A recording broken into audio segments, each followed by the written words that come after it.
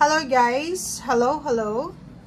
Welcome dito sa aking channel, Kapalaran 888. Welcome!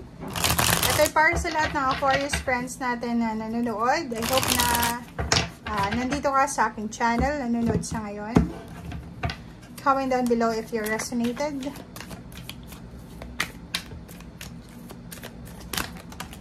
Oops.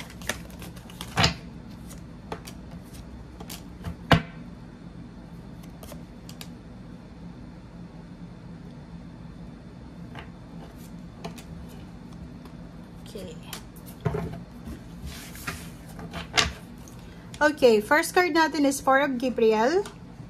Aquarius, may posibleng selebrasyon na magaganap ngayong Marso. So, it's either promotion sa trabaho, posibleng makakaalis ka na sa isang paghihirap pinansyal, posibleng makaalis ka na sa problema sa relationship, pagiging single to married, or pagiging married to divorce, parang ganun. So, isang selebrasyon na posibleng isi-celebrate mo this coming year, 2025, na advance ka na ngayon na nagse-celebrate. Okay, may pwede din na buntes, unexpected na pagbubuntes. Ang next card is Nine of Raphael. So, yun. Eto yun. Yung mga wishes mo, yung mga manifestation mo ay posibleng magkatotoo, kaya magse-celebrate ka. So, like for example, nag-wish ka na makapunta ng ibang bansa, nag-wish ka na makapag-asawa, ikasal, magkaroon ng anak, makapagpatapos ng mga anak. Ito siya, so sinasabi ng barahan na it's possible. Okay. So, yan. Dito din sa King of Ariel, sinasabi na same din dito, same din sa Nine of Raphael, na lahat ng plano mo, mapaprofessional man yan or financial, ay posibleng matutupad mo. Okay? So, you can manifest the life you want. Diba? Yun yung sinasabi sa'yo ng magician. Lahat ng kailangan mo ay ipoprovide sa'yo. Ano man itong gusto mong simulan sa buhay, ay posibleng masisimulan mo siya. Okay? And Ten of Gabriel and Page of Ariel, sinasabi na isang napakagandang oportunidad ang posibleng i-offer sa'yo.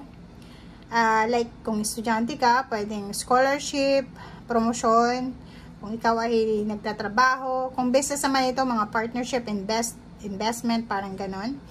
And if ever man na pagod ka na sa ginagawa mo sa ngayon, like feeling mo napakahirap ng buhay, napakahirap yung parang suffocated ka na, frustrated ka na, or kung ano pa man yan na nararamdaman mo, ask angels, ask your guides, pray. And sana yung prayer mo is sabihin mo sa Panginoon Aquarius na sana magpadala siya ng mga taong pwedeng makatulong talaga sa'yo. Yung talagang tulong na matutulungan ka sa kung ano man tong mga Ten of Gabriel mo. Kasi parang etong Ten of Gabriel mo is marami kang ginagawa sa ngayon. Multitasking ka. Sobrang bigat ng load na dala-dala mo. Yung pinapasan mo ay sobrang bigat. Okay? Masyado kang hardworking kasi gusto mong i-please yung mga tao sa paligid mo. Masyado kang, ano tawag dito? Lahat na lang inaako mo kasi kailangan mong i-please sila. Oops. Okay, oh. So, yun. It's a confirmation, guys. May ikakasal talaga dito. It's either ikakasal or posibleng may divorce. It's either mag-aayos ng divorce or mag-aayos ng kasal. It's either mayroon sa inyo ditong kailangan yung ihabla ang isang tao dahil sa ninakawan kayo. Or kung ano man yan. Comment down below if resonated ka, guys.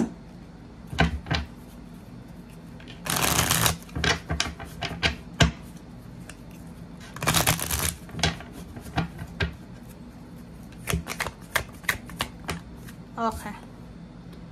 Temperance. Kailangan mo ng pasensya sa buwan ng Marso, lalo na March 1 to 15. Makinig tayo sa sinasabi ng ating intuition. Nakikita ko sa'yo dito yung unexpected na pregnancy, unexpected na travel, Pangingibang bansa to guys. Pangingibang bansa. Unexpected na pagta-traitor. Merong balance dito ng pera. Pwedeng may mag-share talaga sa'yo ng pera. Mag-share ng resources nila. Mag-share ng kanilang blessings or kano pa man. May tutulong sa'yo. Dito sa 9 of Wands, ano siya? Parang similar siya dito sa 10 of Gabriel. Yun yung parang magiging pakiramdam mo ngayon is sobra kang mapapagod. Kasi sa dami-dami mong ginagawa, marami kang minumultitask. Double confirmation na yung travel and relocation, movement. May mga financial freedom tayo dito na baraha. So, nakikita ko siya dito, pwedeng ikaw itong aalis or posibleng isang tao ang aalis. Kaya mayroon mararamdaman na sadness, pero kailangan na kailangan to para sa inyo. Kailangan yung magsakripisyo para makaalis sa kayo sa problema, financial or emotional. So, yung iba makikipaghiwalay dahil pagod na sila. Kahit mahal nila, pero suffocated na sila. Yung iba naman, kailangan na umalis dahil kailangan maghanap ng trabaho or maghanap buhay. Okay, kailangan mo sa ngayon is focus. Mag-focus ka sa kung ano yung kailangan mong gawin ngayon. So, yung kung ano yung importante. For example, ano yung importante sa yung gawin nga sa ngayon? Trabaho, negosyo, or ano pa man. Kailangan mong, anong tawag dito?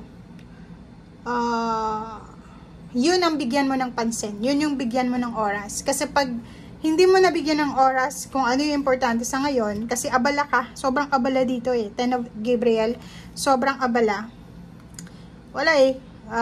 Kahit kumita ka pa ng sobrang laking halagang pera, kung yung katawan mo naman is napabayaan mo, or yung pamilya mo, walang mangyayari.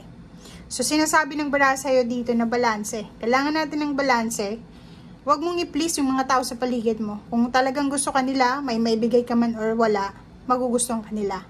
Okay? Alisin mo yung pleasing na yan, people pleasing na yan, kasi yan yung magiging kalaban mo eh. Kailangan mo ng independence dito, ng freedom. Wala kang freedom pag palagi mong iniisip na, kailangan kong i-please yung pamilya ko, kailangan kong i-please yung biyanan ko, kailangan kong i-please yung boss ko. Be true to yourself, diba? Yung sinasabi ng bara sa'yo dito, be true to yourself. Kung sino yung, wag mong komplikahin yung buhay mo. Don't complicate your life. Kasi, yung pag-please natin sa mga tao, okay, mapiplease mo sila 1 time, 2 times, 3 times, pero kailangan consistent ka. 'Di ba?